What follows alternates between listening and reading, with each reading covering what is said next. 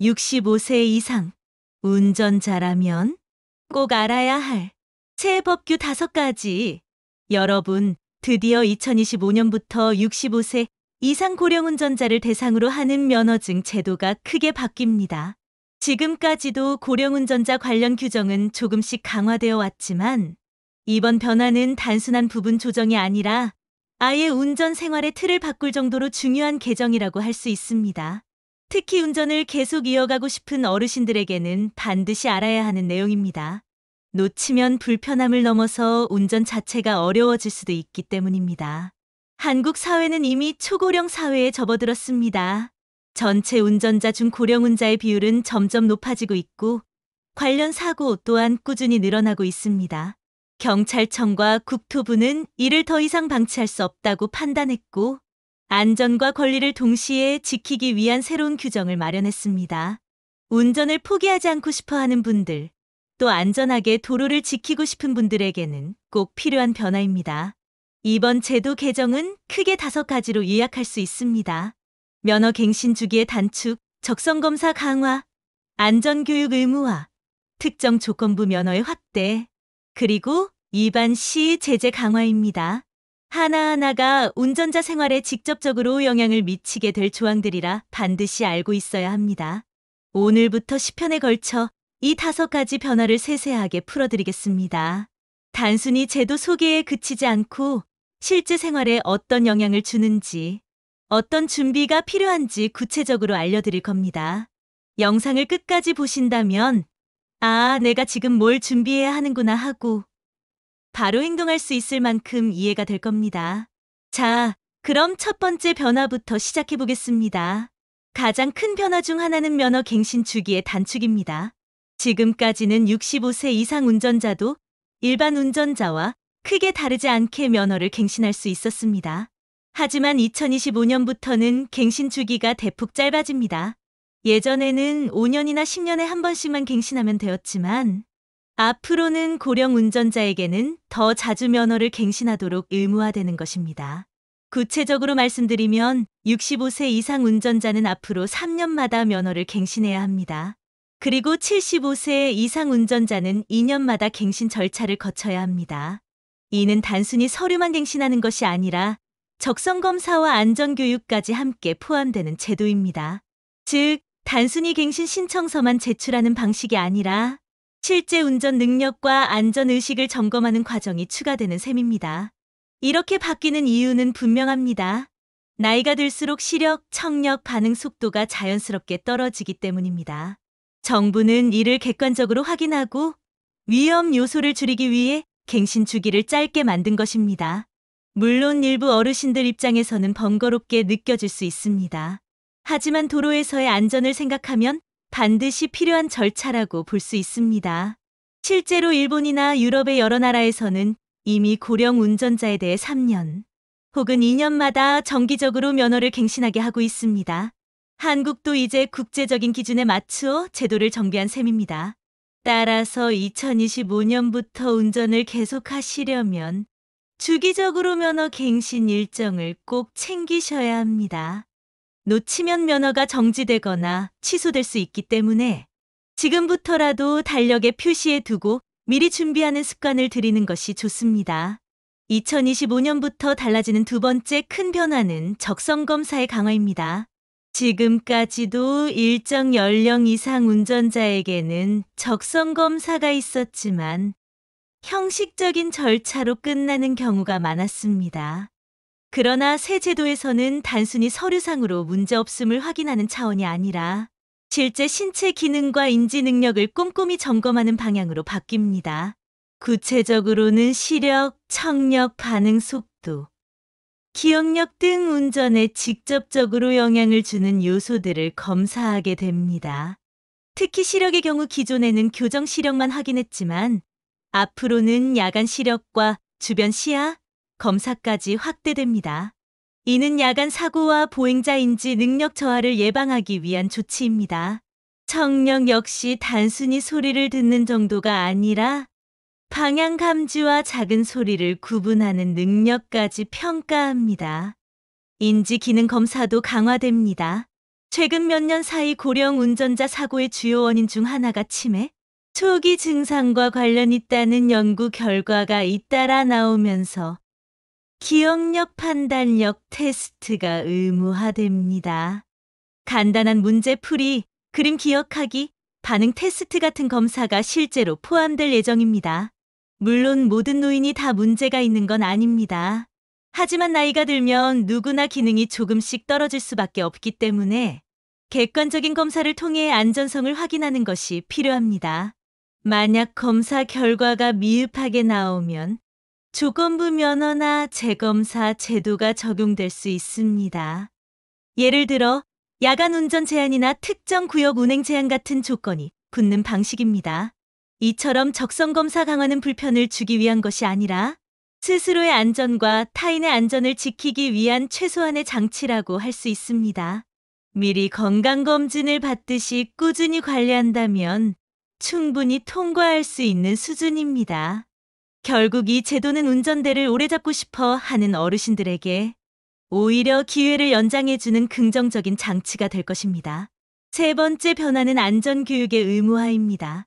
지금까지는 65세 이상 고령 운전자도 원한다면 교육을 받을 수 있었지만 선택사항이었습니다. 하지만 2025년부터는 정기적으로 안전교육을 반드시 이수해야만 면허가 갱신됩니다. 이 교육은 단순히 교통법규를 외우는 시간이 아닙니다. 실제 사고 사례를 영상으로 보여주고 고령 운전자에게 흔히 발생하는 위험 상황을 집중적으로 다루는 방식으로 진행됩니다. 예를 들어 신호등이 바뀌는 순간 반응 속도가 늦어져 생기는 추돌사고, 횡단보도 앞에서 보행자를 인식하지 못해 발생하는 사고 등을 실제 사례로 학습하게 됩니다. 교육 내용에는 이론뿐 아니라 체험형 프로그램도 포함됩니다. 운전 시뮬레이터를 통해 실제 상황을 경험해보고 반응 속도를 측정하거나 브레이크 사용 능력을 점검하는 훈련도 이루어집니다. 이를 통해 스스로의 부족한 점을 확인하고 개선할 기회를 얻게 됩니다. 특히 교육에서는 방어 운전의 중요성을 강조합니다. 고령 운전자는 반응 속도가 늦을 수 있으므로 미리 속도를 줄이고 충분한 거리를 두며 보행자를 먼저 배려하는 습관을 들이는 것이 핵심입니다. 교육을 통해 이런 태도를 습관화하는 것이 목표입니다. 물론 일부 어르신들은 교육을 받는 것이 번거롭다고 느낄 수 있습니다. 하지만 이 과정을 통해 사고를 예방하고 운전 권리를 더 오래 지킬 수 있다면 충분히 의미 있는 일입니다. 실제로 일본에서도 유사한 교육 제도를 도입했는데 그 결과 고령 운전자 사고율이 눈에 띄게 줄었다는 통계가 나왔습니다. 따라서 2025년부터 면허를 유지하고 싶다면 단순히 갱신 절차만 밟는 것이 아니라 안전교육을 반드시 이수해야 합니다. 이는 불편한 의무가 아니라 더 오랫동안 안전하게 도로 위를 달릴 수 있는 기회를 보장해주는 장치라고 할 수 있습니다. 네 번째 변화는 조건부 면허 제도의 확대입니다. 지금까지 조건부 면허는 일부 특수한 경우에만 적용됐습니다. 예를 들어 시력에 제한이 있는 경우 안경 착용 조건부 면허가 대표적입니다. 하지만 2025년부터는 고령 운전자에게 더 다양한 조건이 붙을 수 있도록 제도가 확대됩니다. 구체적으로는 야간 운전 금지, 고속도로 운행 제한, 일정, 거리 이내 운행 허용 같은 조건들이 대표적입니다. 예를 들어 시력이나 반응 속도가 저하된 고령 운전자에게는 야간 운전을 제한할 수 있고, 판단력이 늦어지는 경우 고속도로 대신 일반 도로에서만 운전할 수 있도록 조건을 부여하는 식입니다. 이 제도는 단순히 운전 권리를 빼앗는 것이 아니라 오히려 최대한 운전대를 오래 잡을 수 있도록 돕는 장치입니다. 완전히 면허를 취소하는 대신 일정한 조건을 부여해 안전을 확보하면서도 운전 권리를 유지할 수 있게 하는 것입니다. 예를 들어 75세 운전자가 야간에는 시력이 떨어져 사고 위험이 높다면 낮에만 운전할 수 있도록 제한하는 방식입니다. 이렇게 하면 사고를 줄이는 동시에 운전자의 이동권도 지킬 수 있습니다. 조건부 면허 제도는 해외에서도 이미 널리 시행되고 있습니다. 미국이나 캐나다 일부 주에서는 고령 운전자에게 특정 지역 내에서만 운전을 허용하거나 주간에만 운행을 허용하는 조건을 두고 있습니다. 이는 안전과 자유의 균형을 찾기 위한 방법입니다. 한국에서도 이제 본격적으로 도입되면서 운전을 포기하지 않고 싶어 하는 고령 운전자들에게는 현실적인 대안이 될 것입니다. 물론 조건이 붙는 것을 불편하게 생각할 수도 있습니다. 하지만 완전한 금지가 아니라 제한적 허용이라는 점에서 긍정적인 의미가 있습니다. 따라서 조건부 면허 확대는 고령 운전자들에게 새로운 선택지를 제공하는 중요한 변화라 할 수 있습니다. 마지막 5번째 변화는 위반 시 제재 강화입니다. 그동안 고령 운전자 사고가 발생해도 나이가 많다는 이유로 일부 관대한 처분이 내려지거나 제재가 약하다는 지적이 많았습니다. 그러나 2025년부터는 고령 운전자도 다른 운전자와 동일하게, 아니 오히려 더 엄격한 기준으로 관리될 예정입니다. 대표적인 예가 음주운전입니다. 지금도 음주운전은 강력히 처벌되지만 고령 운전자가 적발될 경우 단순한 벌금형을 넘어서 즉시 면허 정지나 취소까지 이어질 수 있습니다. 또 조건부 면허를 발급받은 경우 조건을 위반하면 곧바로 면허가 취소되는 방식으로 강화됩니다. 예를 들어 야간 운전 금지 조건이 붙은 운전자가 밤에 운전하다 적발되면 바로 면허가 취소될 수 있습니다. 이 제도의 핵심은 예방과 책임 강화입니다. 나이가 많다고 해서 책임에서 자유로울 수 없으며 오히려 도로 위에서 더 신중해야 한다는 메시지를 담고 있습니다. 동시에 사고가 발생했을 때 피해를 최소화하기 위한 장치이기도 합니다. 물론 제재 강화만으로는 고령 운전자의 안전을 확보할 수 없습니다. 그래서 정부는 교육과 검사, 조건부 면허 확대와 함께 제재 강화까지 종합적으로 묶어 관리하는 것입니다. 결국 이러한 조치들은 운전자의 권리를 지키면서도 사회 전체의 안전을 보장하기 위한 균형 잡힌 접근이라 할 수 있습니다. 따라서 2025년부터는 단순히 운전할 수 있다에 그치지 않고 조건을 지키며 책임을 다하는 운전자가 되어야 합니다. 이를 지키지 않으면 더 이상 운전대를 잡을 수 없게 되는 시대가 열린 것입니다. 2025년부터 시행되는 고령 운전자 제도의 변화는 단순히 운전면허 갱신 절차만 바뀌는 것이 아닙니다. 이 변화는 고령자의 노후 생활 전반에 깊은 영향을 미치게 됩니다. 왜냐하면 운전은 단순한 이동수단을 넘어 독립성과 자존감, 그리고 사회적 관계 유지와 직결되기 때문입니다. 먼저 운전은 고령자의 자립성을 상징합니다. 차를 몰고 스스로 병원에 가거나 시장에 가고 친구를 만나러 갈 수 있다는 건 나는 여전히 독립적인 생활을 할 수 있다는 자신감을 줍니다. 하지만 새 제도에서는 면허 갱신 주기가 짧아지고 적성 검사와 교육이 강화되면서 운전을 유지하기 위해 더 많은 노력이 필요하게 됩니다. 이는 일부에게 부담일 수 있지만 반대로 말하면 자기 관리와 건강을 더 잘 챙기는 동기가 될 수도 있습니다. 둘째, 이 제도는 가족과의 관계에도 영향을 줍니다. 과거에는 부모님의 운전 능력이 떨어져도 괜찮겠지 하며 넘어가는 경우가 많았습니다. 하지만 앞으로는 갱신 절차를 통해 객관적으로 검증되므로 가족들이 불안해하지 않고 안심할 수 있습니다. 운전을 계속할 수 있다는 건 가족에게도 긍정적인 신호가 됩니다. 셋째, 사회적 활동에도 직결됩니다. 운전을 포기하면 활동 반경이 줄어들고 이는 곧 사회적 고립으로 이어집니다. 그러나 조건부 면허나 교육을 통해 안전하게 운전을 이어갈 수 있다면 노후에도 활발하게 사람들을 만나고 사회적 관계를 유지할 수 있습니다. 마지막으로 변화는 경제적인 측면에도 영향을 줍니다. 운전을 계속 유지하기 위해 교육비나 검사 비용이 들 수 있지만 반대로 대중교통이나 택시를 매번 이용하는 것보다 경제적으로 이득일 수도 있습니다. 결국 이번 제도 변화는 불편만이 아니라 노후 생활을 더 건강하고 안전하게 만드는 계기가 될 수 있습니다. 이번 제도의 변화는 고령 운전자와 사회 전체에 여러 가지 긍정적 효과를 가져올 것으로 기대됩니다. 가장 큰 효과는 교통사고 감소입니다. 실제 통계에 따르면 고령 운전자 사고는 전체 사고 중 비중이 점점 늘고 있습니다. 특히 신호 위반, 보행자 미인지, 반응 속도 저하로 인한 사고가 대표적입니다. 강화된 검사와 교육은 이런 사고를 예방하는데 직접적인 역할을 할 것입니다. 둘째, 운전자 본인의 안전 확보입니다.